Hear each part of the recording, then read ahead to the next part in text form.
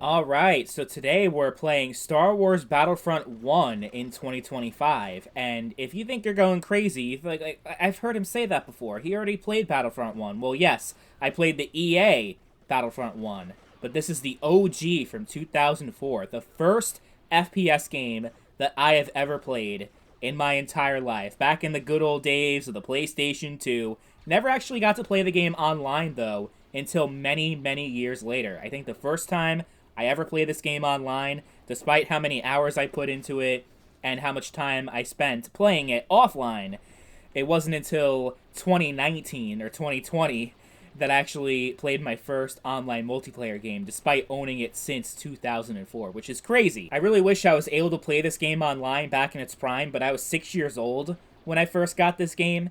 I didn't know how to connect the PlayStation 2 to the internet because you needed to like get the modem and do all these different things. I'm like, bro, the only thing I did on the internet back then was like go on nick.com and play Flash games. Like I didn't know anything about like online on the PS2, so I missed out on the game's prime, and it kind of sucks that I did. That being said, it's still a lot of fun playing just offline Galactic Conquest. I still do every now and then. It's not as fleshed out as the Battlefront 2 Galactic Conquest, but it's still pretty fun in its own right. It's got a few fun little campaigns also that you can play. So offline, it's very solid. It still is 21 years later. Online is a different situation. There actually were some people that I was able to play online with, like years back, a few years ago. Now it is pretty much, not going to say impossible to find people, but it's pretty rare. Like most of the time, I check the server browser, and I check multiple times of the day, different days of the week, different times of day, and it's still the same thing.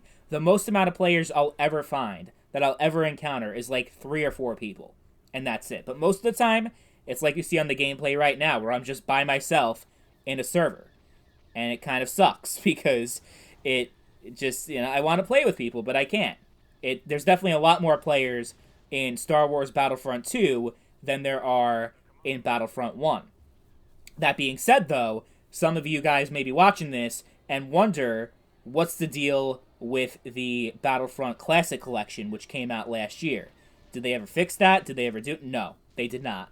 That's, first of all, still a broken pile of shit.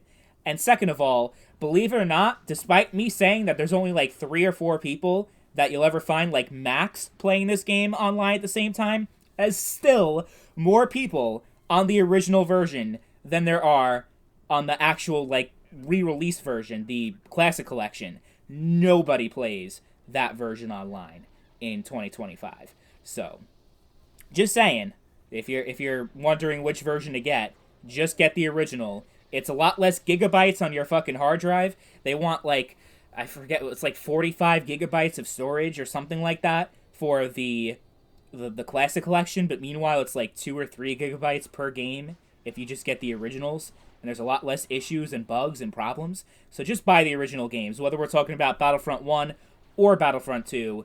Do not buy the classic collection. Do not buy that, okay? Did I make that clear? All right.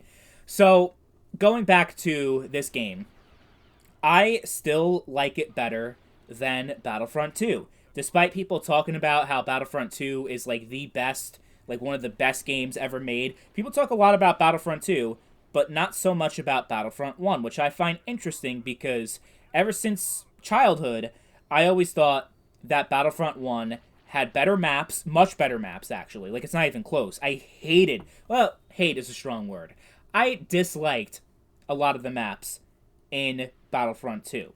I'm also not really a fan of space combat. That's never something I really cared for that much. So that's a huge factor that plays into my preference of Battlefront 1, is that I kind of just like staying on the ground. I don't really like flying vehicles and getting into, like, I just like to, be a stormtrooper or be a whatever, and just be, like, actually, like, infantry.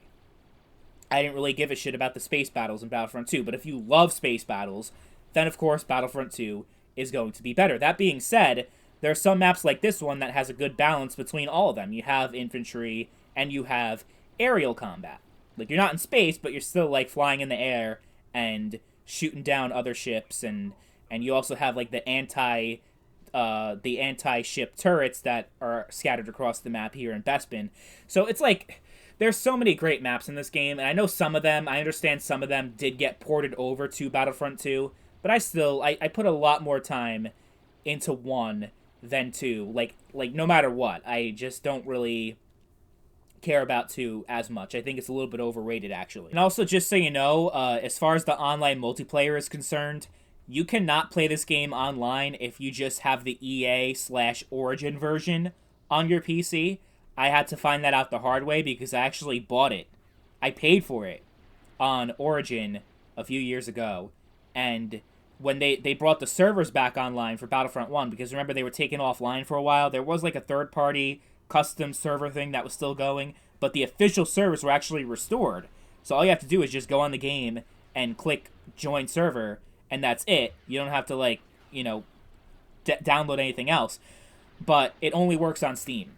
You cannot play this game online through any other version that I know of. It seems like the Steam version is the only one that works online still in 2025. And of course, you could still there's ways to play the game online through PlayStation 2, through the custom DNS settings. There's Xbox servers that are still running, so you can still play it on console as well if you really want to. I say the PC version is just easier for pure convenience sake. It's a lot more simple, and even though I only said there were like 3 or 4 people, it's still the most amount of people that like you'll be able to find of all the different platforms. So I would recommend the PC version. Just overall, you can play it in 1440p and run it natively like that, as opposed to the consoles where it's still like, you know, you have black bars on the screen and it doesn't have widescreen support. Battlefront 2, I believe, does, but I don't think Battlefront 1 did, at least on PlayStation 2. But yeah, I would say overall, still great in 2025. It would be better if I wasn't just playing against bots, because after a while that gets boring. I want to play against actual human beings. But, you know, it could still be fun even if you do only have like 2 or 3 other people. It's still enough to make a difference, and you could tell if you're playing against a human or not because their gamer tag or username shows above their head on the screen. So you know you're going up against a human. You could also tell the difference between a human and an AI, even on the highest difficulty. Oh yeah, I've gotten my ass beat plenty of times. I'm not gonna lie. So, but yeah, I love it. Still one of my favorite games of all time. It always will be. But 21 years later, I think it's still very solid, and I would recommend it to anyone who hasn't played it before, and even people who did play it before. You should definitely play it again. It's great.